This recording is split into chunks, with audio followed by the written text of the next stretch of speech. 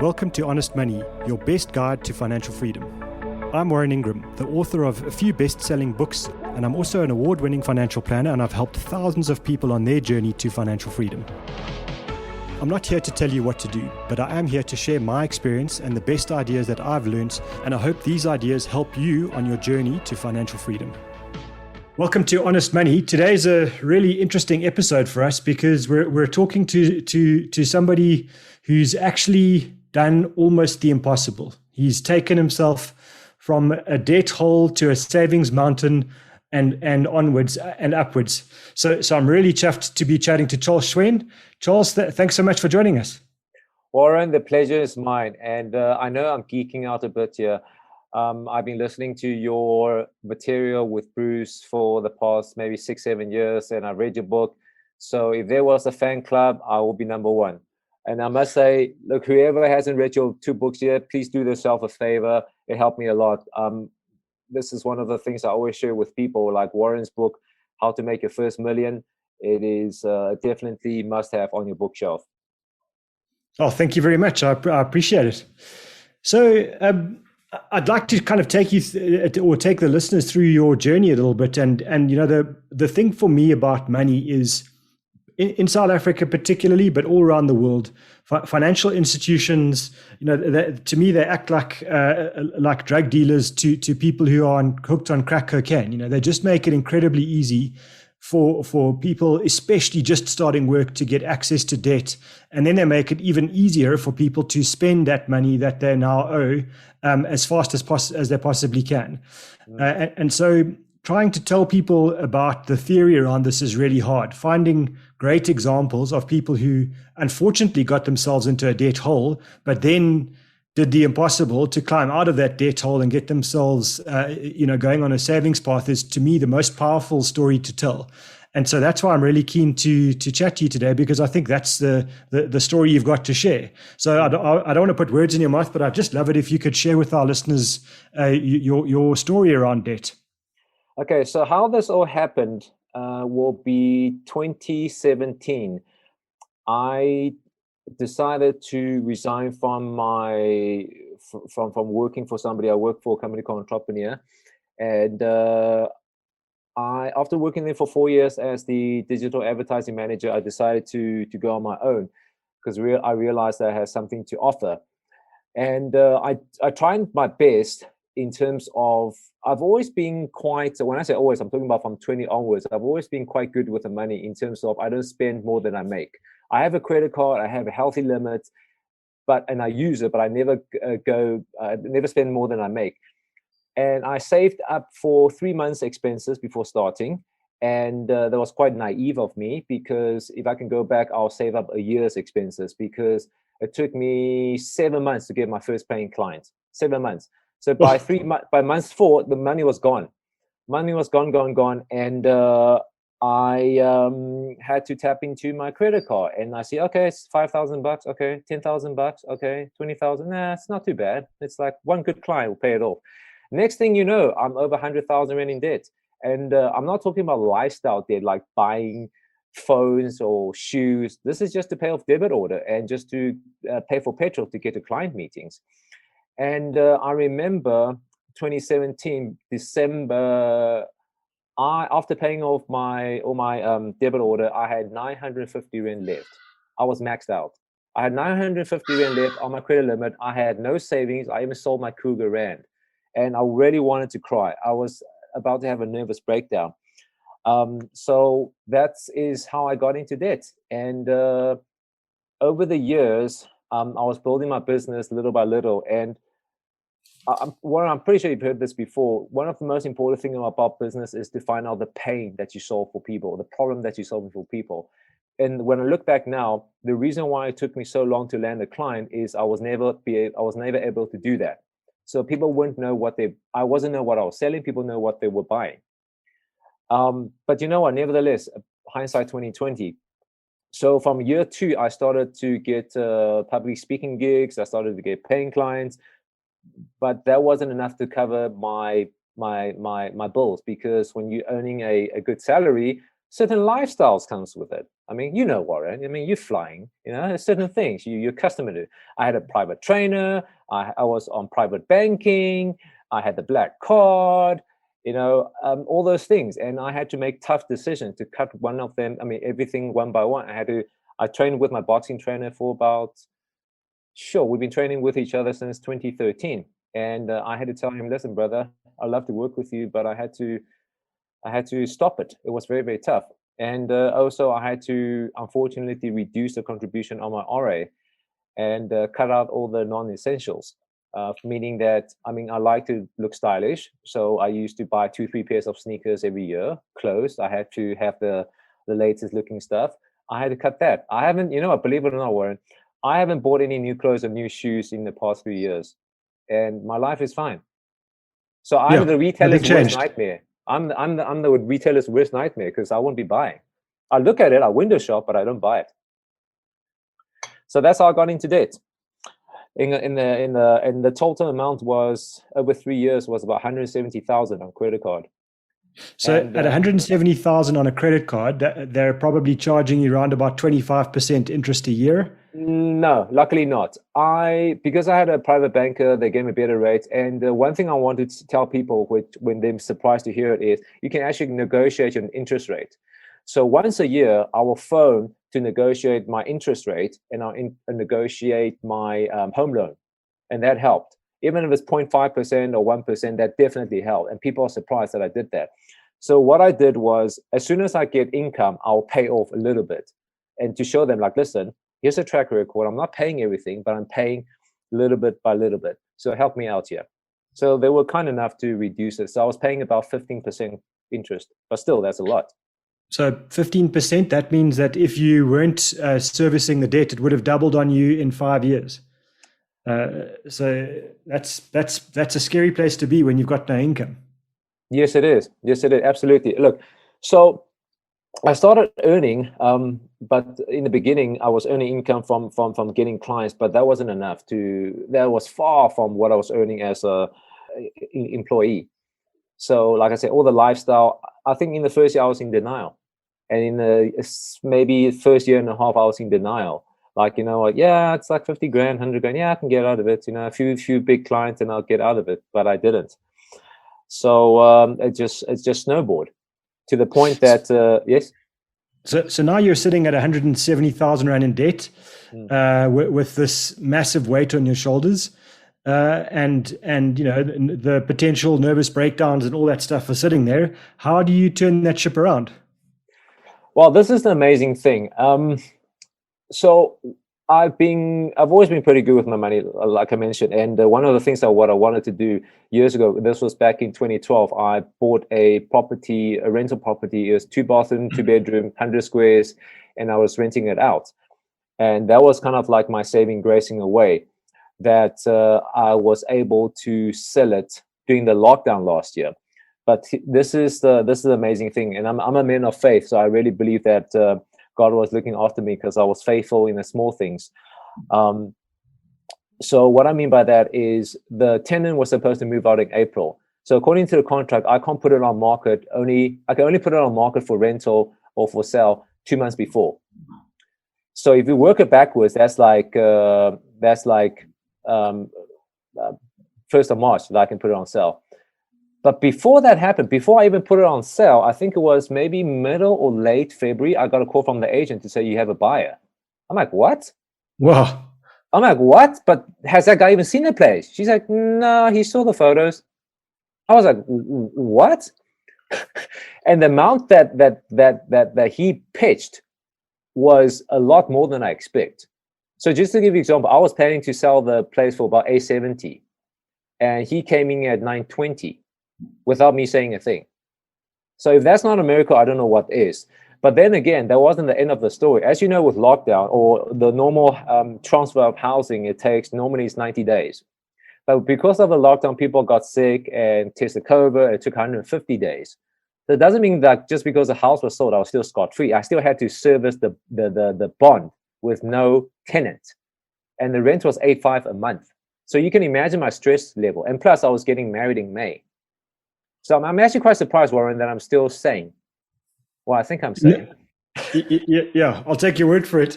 And so in the middle of all of this madness, you get to transfer the property out and take that cash to settle the debt. That is exactly what I did. So I would have paid off my debt with my business, but it would have taken a lot longer. It would have taken far more longer because I was earning, but like I said, just to pay off the debit order, and you still have to pay for the interest and the capital. It's a lot, and you still have your monthly expenses. But what I do want to say is, and I know you spoke to Bruce a lot about owning a house. It was the best decision and my worst decision at buying a house. The worst decision in terms of I was too naive, all the cost that comes with it. So the first year I was making money, and then I mean, people tell you can raise your what's it called, your rent by 10% every month, right, Warren? That's in the ideal world. That is in the ideal world. When the economy is bad, people are like, sorry, bro, we're moving out. And then I have to start all over again. And then in the months that the place is empty, I still have to pay the bank and the levy and this and the insurance, and things break. So so I owned the place for 4 months. Or 3 months, I was putting money in extra because it wasn't enough to cover. So for the people, I know a lot of people are buying houses. Some of them are brand new first-time homeowners. Yeah. What I was scared. I mean, the guy that bought my house, Warren, he's a software engineer. Sorry, he's a systems engineer. So he earns a good income. But you know what the sad thing is? It was 100% bond. He didn't put on a single deposit. Yeah, I think that's the story of South Africa. I guess we like to spend and we don't like the saving thing. It's boring. So how does that change life for you when you get to the moment of, okay, I've got no debt. I don't have an apartment anymore, but I've got no debt. What does that do for the rest of life? Well, the first thing I did was I listened to your suggestions. So I have, with the proceeds, I worked it out. I have about more than 7 months of emergency fund saved. And that is going to be a future deposit for me and my wife. So I'm not touching that. I put it in one of the banks. I'm not going to mention banks because they're getting free publicity, but it's one of the banks that they will give you 6% on interest bearing. So that's like for emergency. So I'm not touching that. For the rest of the money, I pumped some into my tax-free savings, ETFs, and I've upped some in my RA. And my lifestyle has stayed the same in terms of I haven't gone out to buy anything, upgrade anything, or spend splurge or buy a new car. I didn't do any of that because I think I'm still having flashbacks. And in terms of your business, taking this kind of financial burden off your shoulders, how did that impact your role as a businessman, and someone running his own show? I think it makes me even more have empathy for other business owners, because I'll say to them, I know how it's like. I know how it's like when you start up your business, when you have to pay your staff. Because I have there are 5 people on our team. I have to pay them. I understand the pain.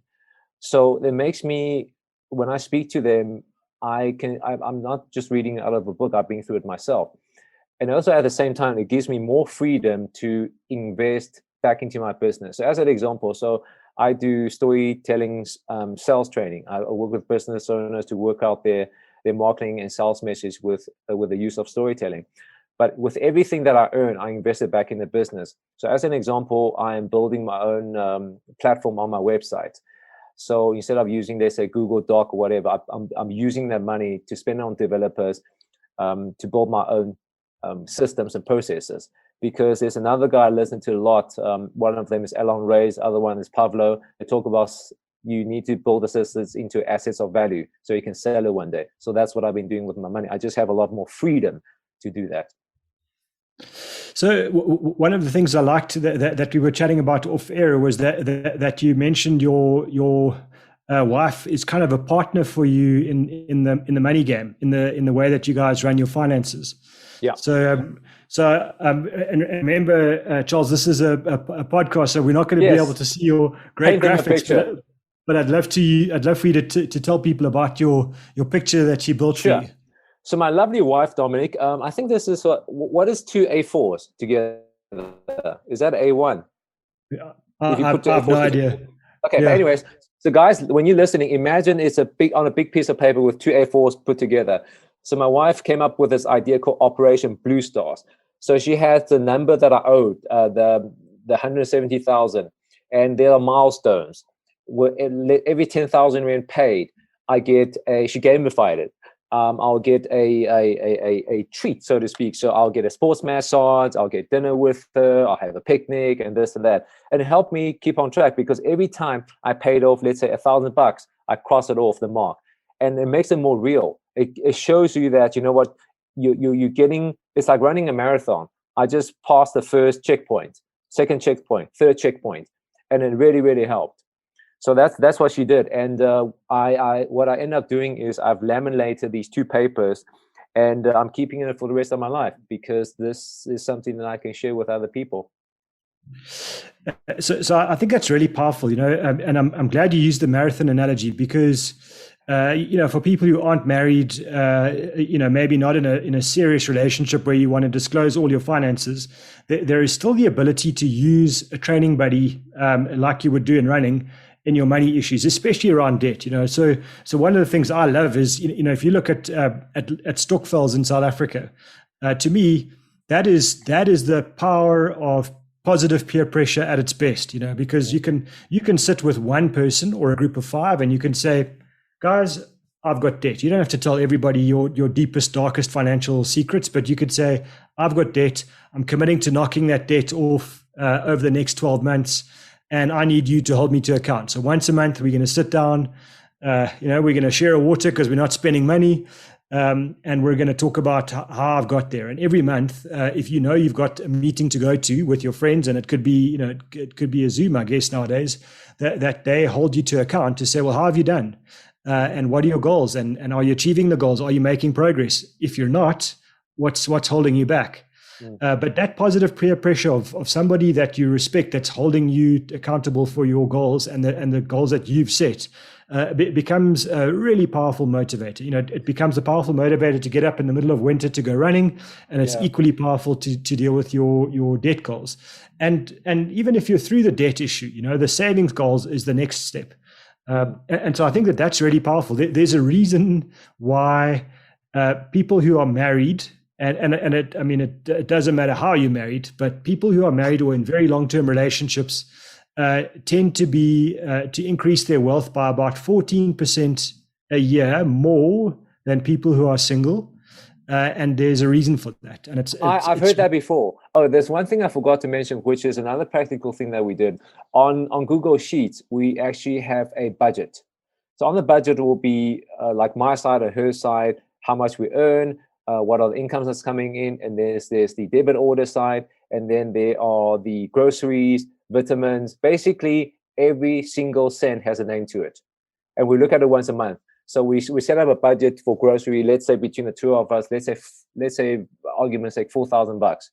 Then we need to work backward. So, and I remember doing this, and let's say when it's about the 25th, a few days before payday, and you're like, okay, I've already exceeded my budget, I can't spend, but let's look at what we have in the fridge, eat what we have first, and then you'll be amazed what you come up with in terms of food. And I'm not malnutrition, I'm still healthy. So it is definitely doable, but it takes a lot of discipline. It's not fun. The trick there is to make sure that you operate as a team, that you share the goal. And I think that's where, when you see financial issues being a problem in a relationship, it's because there isn't a shared purpose, there isn't a shared goal. So the moment there is, that doesn't mean, for example, that you all have to spend exactly the same way. I mean, you can spend differently and have different aspirations, but you need to share the goals and the common purpose.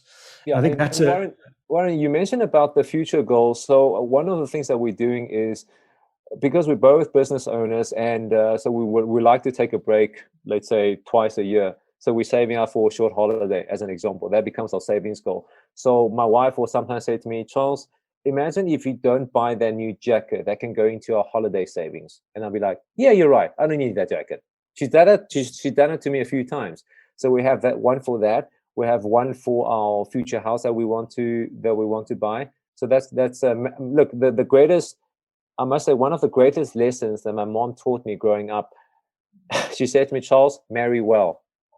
Marry a woman, marry a woman that will help you build wealth instead of spend money, because spending money is easy. I never quite understood what she meant by that growing up as a kid, but now, oh man, I'm grateful.